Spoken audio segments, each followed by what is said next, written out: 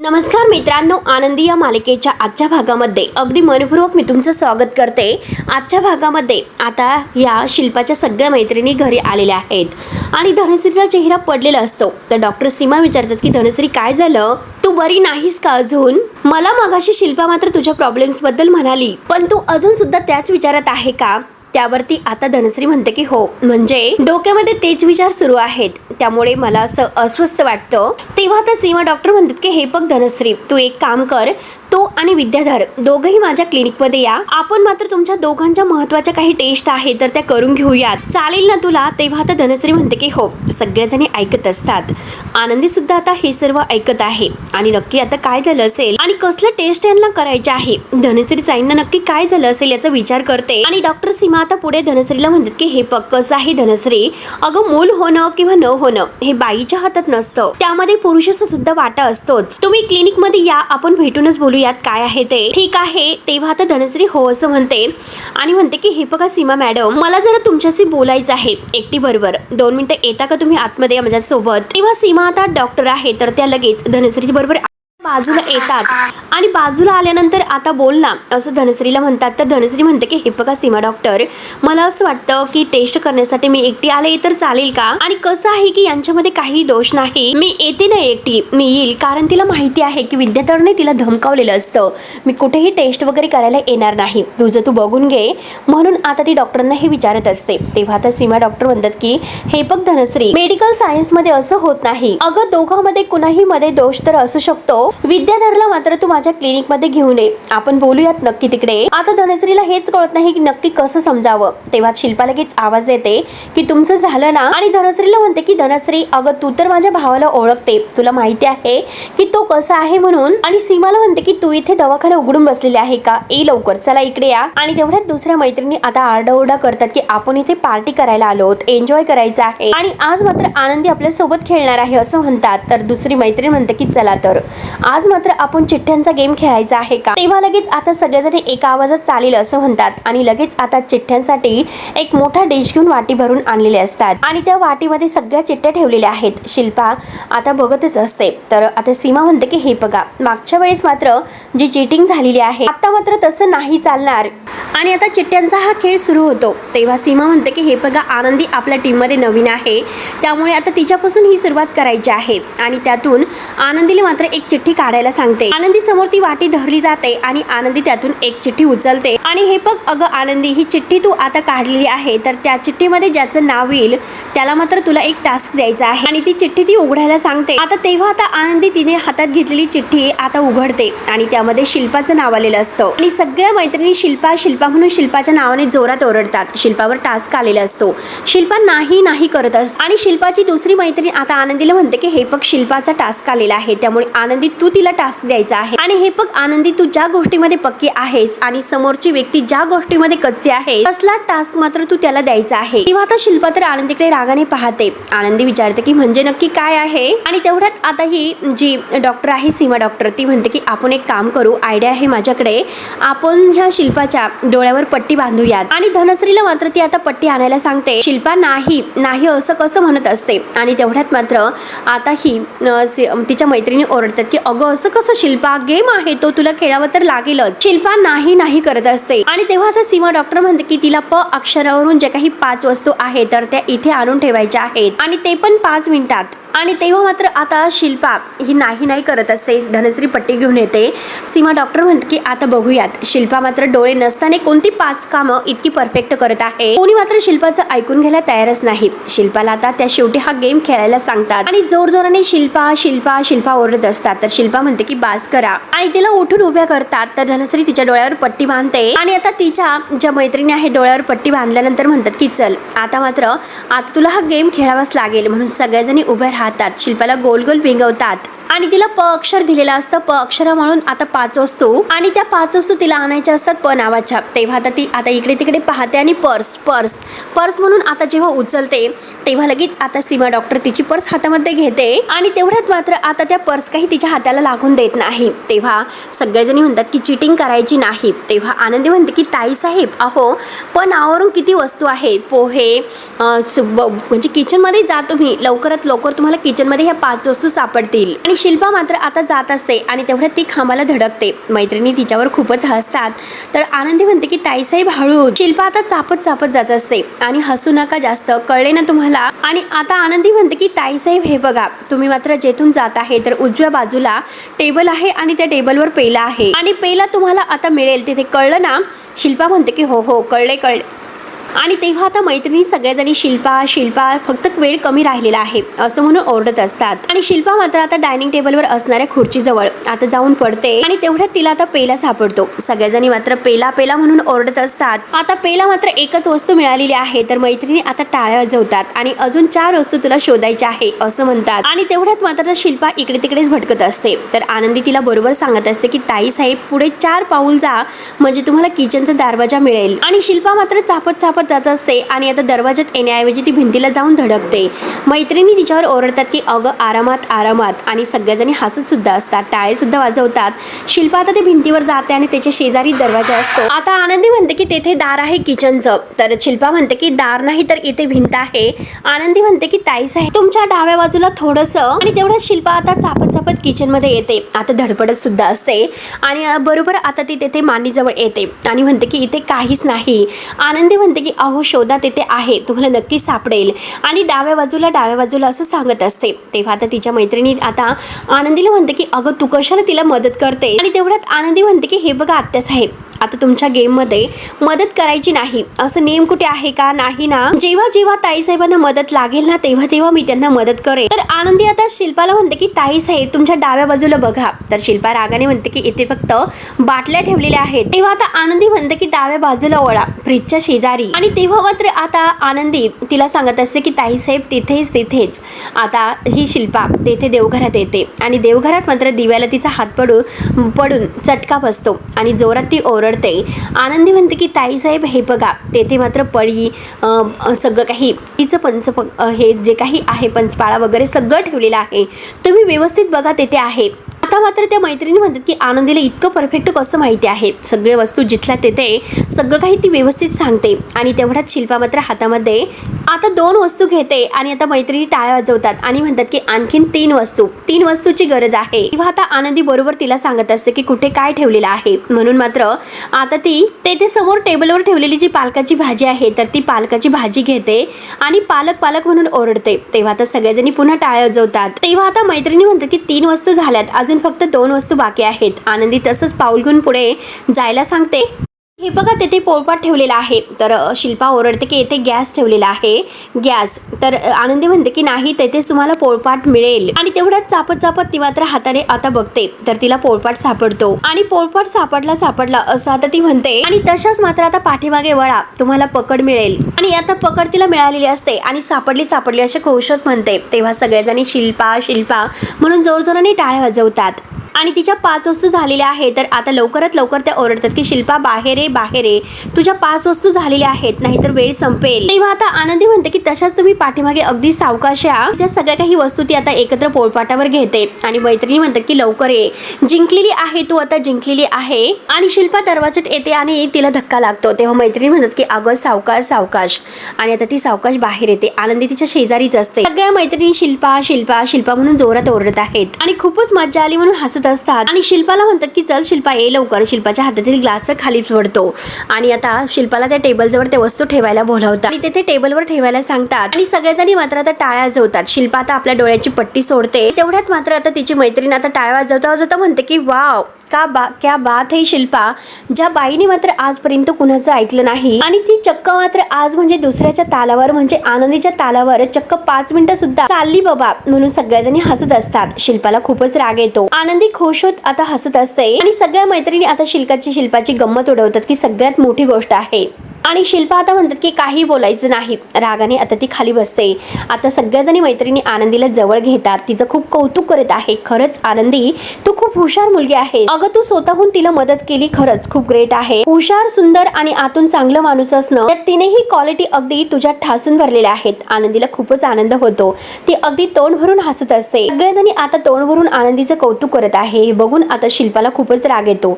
तिचा इतका जळफाट होतो काय सांगायचं. आणि धनश्री सुद्धा आता लगेच खाली मान घालून पाहत असते. आनंदीला मात्र आता तिचं इतकं कौतुक होऊन तिला खूप छान वाटतं आहे. त्यानंतर आता आनंदी ह्या सगळ्याजणी मस्त गप्पा करत असतात, हसत असतात, एन्जॉय करत असतात.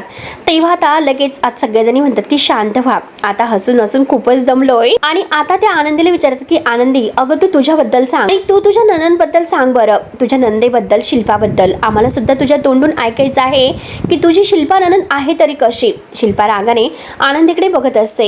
तर आता खूपच टेन्शन येते. शिल्पा आता मनात म्हणते की आता ही मैत्रिणींना माझ्याबद्दल काय सांगेल, आणि म्हणून तिला आता असं वाटतं की काहीतरी विचित्र सांगितलं तर आता सगळ्या मैत्रिणीसमोर माझा अपमान होईल, म्हणून शिल्पाला आता खूप आता आनंदीचा हेवा वाटत असतो आणि रागसुद्धा खूप येतोय. त्यानंतर इकडे आता आबांकडे, इकडे आनंदीच्या माहेरी आबा मात्र अजूनपर्यंत नाराज आहेत. आणि तेवढ्यात आर्ची त्यांच्यासाठी अगदी लाल चुटूक आणि आंबट मस्त कैऱ्या घेऊन येते. आबांचा राग जाण्यासाठी आता आर्ची खूप पुढे पुढे करत आहे आणि त्यांची गंमत करत म्हणते की आबा, अहो लहान मुलांसारखा हा हट्ट सोडावो आणि घ्या, पटकन घ्या. तेव्हा आता आबा रागाने म्हणतात की मला नकोय. आरती बिचारी आता अगदी ती नाराजच असते, तिच्यामुळे आबा इतके हर्ट झालेले आहे आणि तिला तर वाईट वाटतं. तेव्हा आता आर्ची म्हणते की आबा, हे बघा आबा, तुम्ही राग सोडा. आणि आरती ताईंनी सुद्धा आता राग सोडून कैरी खाल्ली की नाही, त्यामुळे तुम्ही तुमचा राग सोडा. आणि हे बघा आबा, आरती ताईचा राग तर शांत झालेला आहे, ती सुद्धा जेवण करत आहे आणि तुम्ही सुद्धा जास्त ॲटिट्यूड दाखवू नका, ते चांगलं नसतं. आणि आकारा आकारा म्हणून ती आता आबांच्या तोंडात पटकनी कैरी भरवते. आबा आता जोरात आणि लगेच आता आर्ची म्हणते की हे बघ आरती ताई, अगं आबांनी डोळा मारला म्हणजे त्यांचा राग गेला, चल आता तू सुद्धा पटकन घे आणि तू सुद्धा लवकरात लवकर इकडे ये. तेव्हा आता आबा म्हणतात की हे बघ आर्चे, काहीतरी बोलू नकोस, मला कैरी आंबट लागली म्हणून मी डोळे मिचकावले, काही पण बोलते आगाऊ कुठली. तेव्हा आता आरची म्हणते की अहो आबा, तुम्हाला आठवतं का लहानपणी आपण करवंद आणि जांभूळ खाऊन आणि ती बी मात्र कोण किती लांब फेकणार याची स्पर्धा करायचो, आणि तेव्हा आबा तुम्ही काय करायचे तर मुद्दामून आमच्यासाठी हारायचे. आबा म्हणतात की जेव्हा तुम्ही माझ्या म्हणजे लहान होतात तेव्हा माझं बोट धरून चालायचात आणि मी म्हणेल ती पूर्वदिशा राहायची, आणि आता फक्त काय तर आठवणीच उरल्यात, बाकी सगळं काही बदललं आणि जाऊन दे, परत हा म्हातारा काही बडबडतो असं म्हणताल. आणि त्यानंतर आता इकडे निंबाळकरांच्या घरामध्ये सगळ्या मैत्रिणी आनंदीला विचारत की तुझी ननंद कशी आहे, तुझ्या तोंडून आम्हाला ते सगळं ऐकायचं आहे. आणि तेवढ्यात आनंदी खुशत म्हणते की शिल्पाताई खरंच खूप छान आहेत, घरातील सगळ्या काही बारीक सारीक गोष्टी आहेत त्यामध्ये त्यांचं पूर्ण लक्ष असतं, त्यांना मात्र हलगर्जीपणा केलेला बिलकुल चालत नाही आणि कुठलीही चूक चालत नाही. कामाच्या बाबतीत ते अगदी अगदी पर्टिक्युलर आहेत, अत्यंत थेट, स्पष्ट आणि स्वतःच्या मनाशी अगदी खऱ्या असणारे आहेत. आता शिल्पा तर पाहतच असते, तिला तर आनंदाचा धक्काच बसतो. तर आता मैत्रीण म्हणते की ओ हो बास बास बास, एवढं कौतुक करू नको, आम्हाला माहिती आहे ती आमचीच मैत्रीण आहे, आम्ही तिला चांगलं ओळखतो, ती अगदी हेकेकोर आहे आणि ती हिटलर आहे, हिटलर, आम्ही तिला सगळ्याजणी हिटलर म्हणतो. म्हणून सगळ्याजणी खूप हसत असतात. परंतु शिल्पाच्या मनात मात्र काहीतरी आनंदीबद्दल वेगळंच आहे. ती म्हणते की अति गोड बोलणारी, लोकांना गोड गोड बोलून कसं आपल्याकडे वळून घेईल अशी आहे ही, आणि हे सगळं मात्र हिला बरोबर जमतं. काही माणसं अशी साळसूद असतात. त्यानंतर मात्र आता दुसरी मैत्रीण म्हणते की आनंदी, अगं हे बघ ना, नवीन लग्न नवीन नात्याबद्दल तर बोलतच आहोत, आता मला एक गेम आठवला, आपण तो गेम खेळायचा कसं विचारते. आणि तेवढ्यात मात्र आता ती सीमा म्हणते की हो बघा, हिचं सुरूच झालेलं आहे, हिला मात्र आता गेम शिवाय काही सुचतच नाही. आणि परत गेम. तर आता मैत्रिणी म्हणतात की चला आपण एक काम करूयात, आपण मात्र बॉटलचा गेम खेळूयात. तेव्हा आता सीमा डॉक्टर म्हणतात की चला खेळूयात, पण त्या गेमचा रूल्स काय आहे मी सगळ्यांना समजावून सांगते. आणि ही बॉटल दिसते समोर, ती अशी गोल फिरवायची, ज्याचं मात्र जिच्याकडे तिचं टोक येईल ना मग तिला एक टास्क दिला जाईल. आणि चालेल आपण आता बॉटल फिरवूयात. आणि तेवढ्यात मात्र आता बॉटल ही फिरवता फिरवता जाते तर तिचं टोक आनंदीकडे, आणि सगळेजणी आनंदी आनंदी म्हणून ओरडतात. तेव्हा मैत्रीण आता सगळेजणी टाळाच होतात आणि आनंदीला म्हणतात की तुझा टास्क आहे की तू आत्ताच्या आत्ता मालक साहेबांना फोन करायचा, म्हणजे युगंधरला, आणि त्यांना असं सांगायचं की तुम्ही आज खरंच खूप स्मार्ट दिसतात. आणि तेवढ्यात शिल्पा तर रागाने पाहत असते आणि आनंदी तर खूपच घाबरते. आनंदी म्हणते की मालक साहेबांना फोन लावायचा आणि ते तर कामात असतील, आणि अशा कामाच्या वेळेस मात्र मी त्यांना फोन नाही लावू शकत, ते माझ्यावर खूपच रागवतील. म्हणून आनंदी खूप घाबरत असते आणि नाही करत असते. परंतु आता त्या मैत्रिणी ऐकायला तयारच नसतात. सीमा डॉक्टर म्हणते की अगं लाव बरं, लवकरात लवकर तू युगंधरला फोन लाव. म्हणून आता त्यातील एक मैत्रीण लगेच युगंधरच्या मोबाईलवर फोन करते. आनंदीला खूप भीती वाटत असते. आनंदी लगेच उठून उभी राहते. तर सीमा डॉक्टर म्हणतात की अगं काही होत नाही, तू नवीन लग्न झालेली मुलगी आहे आणि नवीन जोडप्यामध्ये असं छोट्या छोट्या गोष्टीमुळे नातंही खुलत असतं, त्यामुळे तू कर बरं, लवकरात लवकर फोन कर. आनंदी नको नको नको करत असते, परंतु आता त्या मैत्रिणी म्हणतात की अगं हे बघ युगंधर तुझ्यावर नाही चिडणार आणि उलट मात्र तो तुझ्यावर खुश होईल, तू कर बरं लवकर फोन कर. आनंदी नाही नाही करत असते, परंतु शिल्पाला तर आनंदच होतो, कारण तिला असं वाटतं की आता खरी मजा येणार आहे. तर कारण आनंदी मात्र आता शिव्या खाणार, युगंधर तिच्यावर खूपच चिडणार आहे. कर कर आनंदी फोन कर, तू युगंधरला फोनच कर, कारण कामाच्या वेळेस मात्र त्याला असले नखरे अजिबात आवडत नसतात. आणि आता मात्र तुझी खेर नाही म्हणून शिल्पाला असं वाटतं की आता युगंधर तिच्यावर खूपच भडकेल. आणि मैत्रिणी आता आनंदीला सारखं आता टॉर्चर करत आहे की फोन कर आणि युगंधरला हे म्हण. आनंदी आणखीनच घाबरलेली असते. त्यानंतर इकडे मात्र आर्ची आबांना म्हणते की आबा, आणि त्यांना धरून आता आबा जायला निघलेले असतात. त्यांना धरते आणि 1 मिनिट आबा, आम्ही तुमच्यापेक्षा कितीही मोठे जरी झालो असलो आणि लग्न करून आम्ही दुसऱ्या घरी जरी गेलो तरी सुद्धा आम्ही तुमच्यापेक्षा मोठं कधीच नाही होऊ शकत, आणि तुमच्या विरोधात मात्र आमची जाण्याची लायकी सुद्धा नाही आणि कधी हिंमत सुद्धा नाही होणार. आणि ठीक आहे आबा, कधी कधी एकमेकांचे विचार नाही पटत इतकंच ना. आणि आरती आता टेन्शन मध्ये बसलेली असते, ती खूप हर्ट झालेली आहे. तर आरची तिच्याकडे येते आणि म्हणते की आरती ताई, ते सगळं खाली ठेव, भाजी वगैरे निवडू नकोस. तिच्या हातातील भाजी बाजूला ठेवते आणि तिच्या हाताला धरून तिला आबांच्या समोर घेऊन येते आणि तिला आबांच्या समोर उभं करते आणि म्हणते की आरती ताई, तुझ्याकडून जी चूक झालेली आहे ती तुला समजलेली आहे आणि ती चूक तुला कशी सुधारायची आहे हे तुला कळायला हवं. आबांच्या मनात तुझ्याविषयी पुन्हा तोच विश्वास निर्माण झालाच पाहिजे आणि पुन्हा अशी चूक होता कामा नये. नाहीतर मग तुला तर माहितीच आहे, लहानपणी जशी तुम्हाला अंगठी धरून उभी करायची ना, आणि तसंच एकदम तेच मात्र मी तुझ्यासोबत करेल. घराच्या मधोमध मात्र हॉलमध्ये तुला उभं करेल, जशी तुम्हाला अंगठी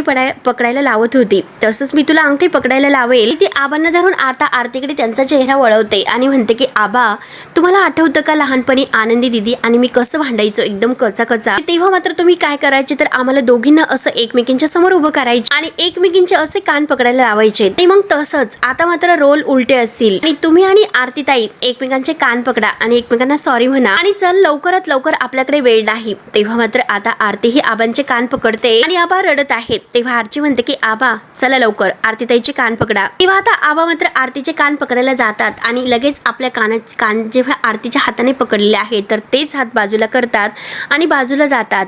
आरची पुन्हा आबांच्या मागे जाते आणि असं काय करतात तो, हे बरोबर नाही असं म्हणते. आबा करत आबांची समजूत काढत असते. तेव्हा आता आरतीला फार वाईट वाटतं, तिला तिची चूक समजते.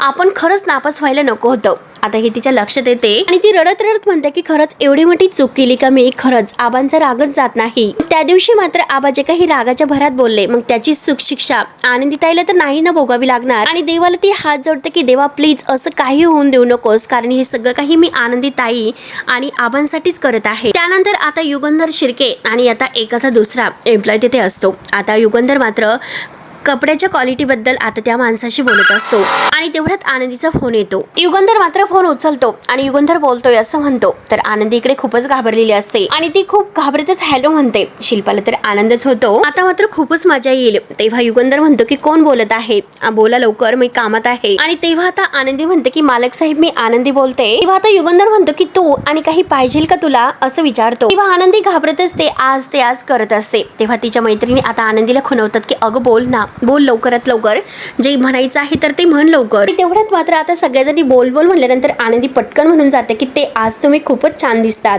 तेव्हा आता एकदम सगळं काही शांत होतं. युगंधर नक्की काय म्हणेल, कारण अजूनपर्यंत तो काही बोललेला नसतो. सगळ्यांच्या जीवामध्ये धाकधूक होत असते. तेवढ्यात मात्र आता युगंधर लगेच खूप हसतो. त्याला आता खूपच आनंद होतो. तो काय म्हणून आता उठून उभा राहतो. शिर्के यांचं आता लक्ष नसतं, तर ते त्या माणसांशी बोलत असतात. युगंधर लगेच आता थोडासा परत आता युगंधर विचारतो की काय म्हणालीस तू. तेवढ्यात आनंदी फोन कट करते. तेव्हा आता तिच्या मैत्रिणी आता म्हणजे शिल्पाच्या मैत्रिणी म्हणतात की अगं वेडी आहेस का तू, का फोन कट केलास बरं. आणि आता मात्र हा हॅलो करत असतो युगंधर. तर मग सीमा डॉक्टर म्हणतात की अगं आम्हाला सुद्धा ऐकायचं होतं युगंधरची रिॲक्शन काय येते आणि नक्की तो काय बोलतो हे ऐकण्यासाठी आम्हाला खरंच मजा आली असती असं म्हणतात. त्यानंतर इकडे युगंधरला तर फारच आनंद झालेला असतो. त्याला सारखं आनंदीचं बोलणं आठवतं की खरंच आज तुम्ही फारच सुंदर दिसतात. आणि आता मात्र तो त्या माणसावर इतका अगोदर रागवलेला असतो, पण अचानक शांत होतो आणि त्याला म्हणतो की हे बघ परत नवीन डिझाईन बनव आणि कामामध्ये चांगलं लक्ष देत जा आणि त्याला जायला सांगतो. तेव्हा शिर्के युगंधरकडे बघत असतो आणि शिर्के आता त्या माणसाशी बोलत असतो. तेवढ्यात युगंधर आरशासमोर येऊन उभा राहतो आणि स्वतःला त्या आरशामध्ये बघत असतो. आणि आता मात्र तो आरशामध्ये बघत त्याला परत आता आनंदीचं बोलणं आठवतं, आज तुम्ही फारच सुंदर दिसतात. तर शिर्के मात्र आता आहे युगंधरकडे बघतात आणि विचारतात की काय झालं मालक साहेब, नक्की कुणाचा फोन होता. आता युगंधर आरशामध्ये बघून शिर्केंना विचारतो की आज मात्र मी छान दिसतो का ही कापडं खरंच खूप सुंदर दिसतात का? तेव्हा तर शिर्क्यांना हसू येतं. शिर्के म्हणतात की मालक साहेब अभि तुम्ही दररोजच खूपच रोजच छान दिसता, काही विचारायचं आहे का? ते कायमच आहे. तेव्हा आता युगंधर परत विचारतो की शिर्के अहो नेहमीपेक्षा काही वेगळा दिसतो का मी? शिर्के म्हणतो की तुम्ही तर मला नेहमीसारखे दिसतात, नक्की काय झालं असं विचारतो. तेव्हा आता युगंधर मात्र आरशासमोरच उभा असतो आणि शिर्के पाहत असतो. तर मित्रांनो हा भाग येथे संपतो. पुढील भागामध्ये आता मात्र त्या मैत्रिणींनी स्केच आर्टिस्टला घरी बोलवलेलं असतं आणि हे मोठे स्केच आर्टिस्ट आहे आणि प्रत्येकाने आपापल्या समोर उभं राहायचं आणि आता मात्र प्रत्येकाने आपापल्या नवऱ्यांचं हुबेहूब वर्णन करायचं आणि ते मात्र चित्र काढतील. त्यामुळे आनंदी पहिली टर्न ही तुझी असेल. आनंदी मात्र युगंधरचं अगदी परफेक्ट वर्णन करते. शिल्पा तर पाहतच असते. तेव्हा आता आनंदी म्हणते की हे बघा माझं वर्णन करून झालेलं आहे आणि तुमचं मात्र हुबेहूब चित्र काढून झालेलं आहे का? तेव्हा तो स्केच आर्टिस्ट म्हणतो की हो. ते स्केच मात्र जेव्हा आता समोर येतं तर आनंदीने बरोबर कसं वर्णन केलं असेल. शिल्पा तर पाहतच असते. शिल्पाचे तर अगदी डोळेच मोठे होतात. नक्की हे सर्व हिला कसं जमलं असेल. तेव्हा मित्रांनो आता पुढे काय होणार आहे हे बघायला विसरू नका. तोपर्यंत धन्यवाद.